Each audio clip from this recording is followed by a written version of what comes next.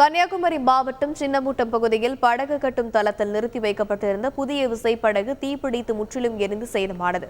இது பற்றிய மேலும் விவரங்களை செய்தியாளர் ராஜேஷ் விவரிக்க கேட்கலாம். வணக்கம் ராஜேஷ், நிறுத்தி வைக்கப்பட்டிருந்த படகில் தீ பற்றியது எப்படி? தற்போதைய களசூழல் என்ன?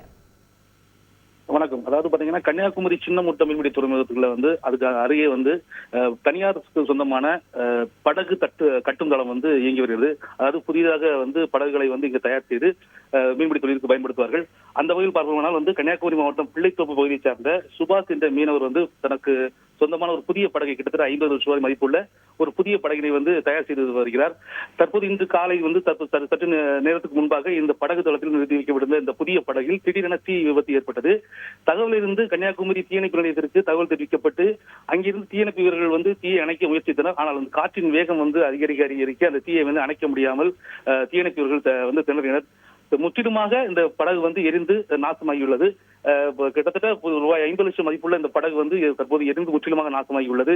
இந்த விபத்து எப்படி நடந்தது? அதாவது இந்த படகு தயாரிக்கும் இந்த கட்டுத்தளத்துல ரசாயன பொருட்கள் அதிக அளவில் வச்சிருப்பாங்க. அதுல எதுவும் தீப்பிடிக்கிறதுக்கு வாய்ப்பு ஏற்பட்டதா அல்லது மின் கசிவு மூலமாக தீ விபத்து ஏற்பட்டதா என்பது காரணமாக தீ விபத்து ஏற்பட்டதா என தீயணைப்பு வீரர்கள் மற்றும் கன்னியாகுமரி போலீசார் விசாரணை மேற்கொண்டு வருகிறார்கள். இந்த படகு கட்டும் தளத்தில் எப்போதுமே அதிக அளவிலான புதிய படகுகள் மற்றும் பழுது பார்க்கப்படுகின்ற படகுகள் நிறுத்தப்பட்டிருக்கும். தற்போது மீன்பிடி காலம் என்பதால் படகு அனைத்து படகுகளுமே கடலில் துறைமுகத்தில் நிறுத்தி வைக்கப்பட்டுள்ளது.